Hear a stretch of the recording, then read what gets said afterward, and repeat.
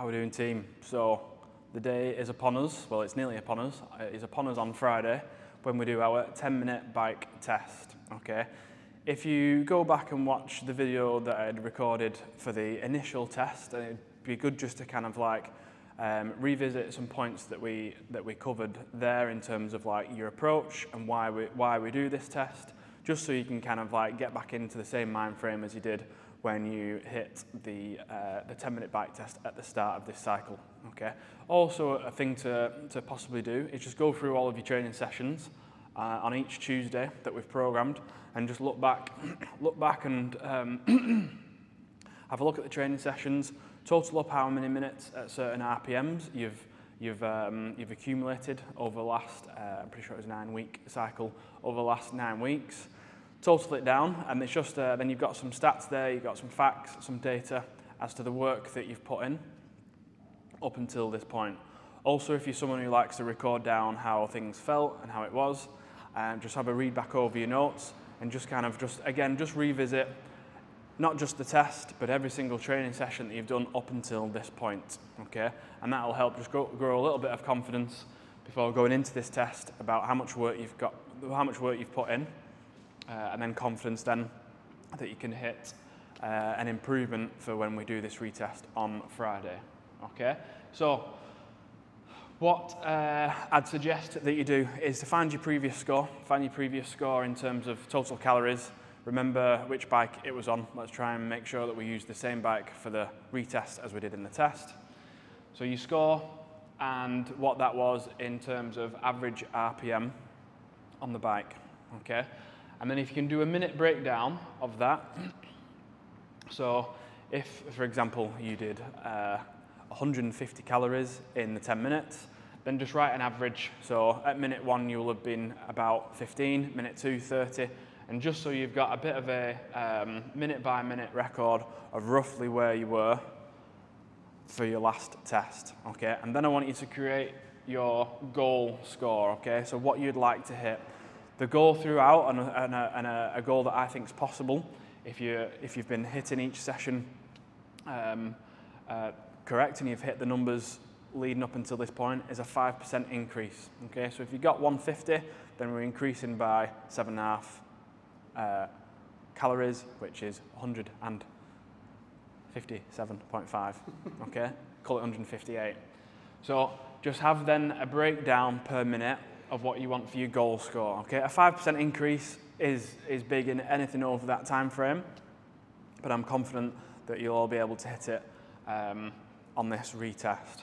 Now, what's important to note down, if you do a breakdown per minute on your previous score, if you actually saw in real life what that breakdown was, the first initial few minutes will probably be lower in this breakdown than what they really were.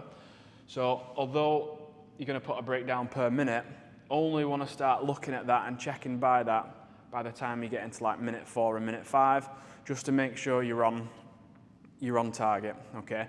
In the first few minutes, you know, the screen takes a little bit of time to catch up, so that first minute might be like quite close, but then the second minute might be a bit further ahead. So by minute 4 or minute 5, things will have evened out and you should be on close to this kind of like breakdown per minute, okay?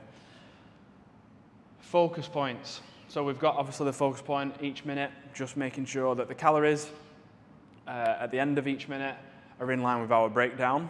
But then we also want to kind of keep moving our focus point around, okay? And like we did in the first video for the first test, we've got the RPM, the average RPM that we want to be holding. And for 1 minute, can we just be staring down at that RPM screen and just making sure that we maintain it on that and it doesn't slip for that 1 minute, okay?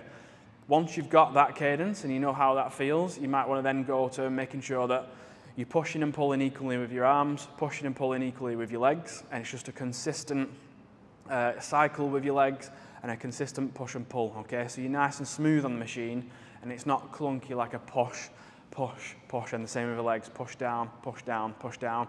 We're just constantly moving everything forward and back, up and down, just at a consistent rate, okay? So for a minute there, you just might think about, for the amount of technique that is in an assault bike or echo bike, just your technique on the bike, okay?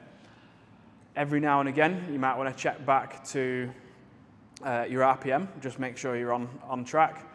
but then another minute, focus on good breathing patterns, okay? And each minute, if you can have like a different focus, that will help you get through that middle chunk. So the hard chunk in this test is like 3 to 7 minutes. It'll help you get through that middle chunk of the workout there, where we just need to stay disciplined, be breathing well, be moving the bike well, and just staying on track, okay?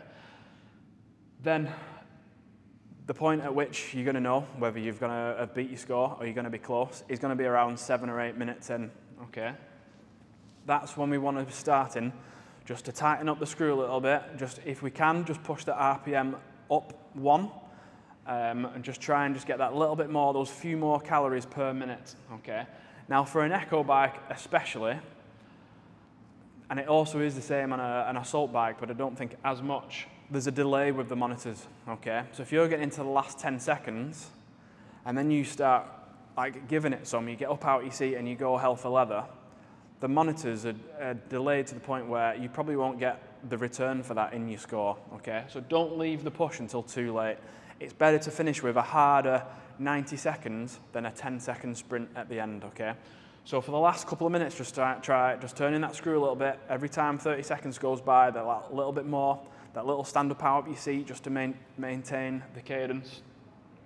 And just make sure from kind of 40 seconds in that you're really giving it hell for leather and just getting the most return for your calories in the effort that you're giving as possible, okay? So just don't leave that too late, to have that push, okay?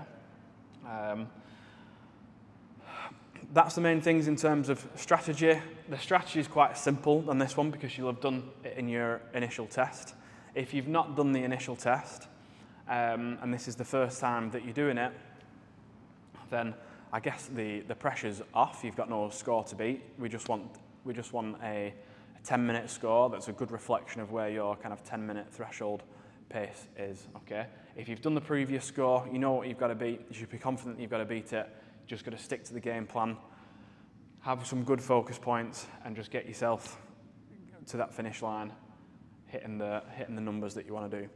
Little small tips, pick this up in the cycling world when you spend a lot of time on the turbo trainer, is making sure that you're in a cooler atmosphere. Obviously you've got the fan pumping air at you, which is great.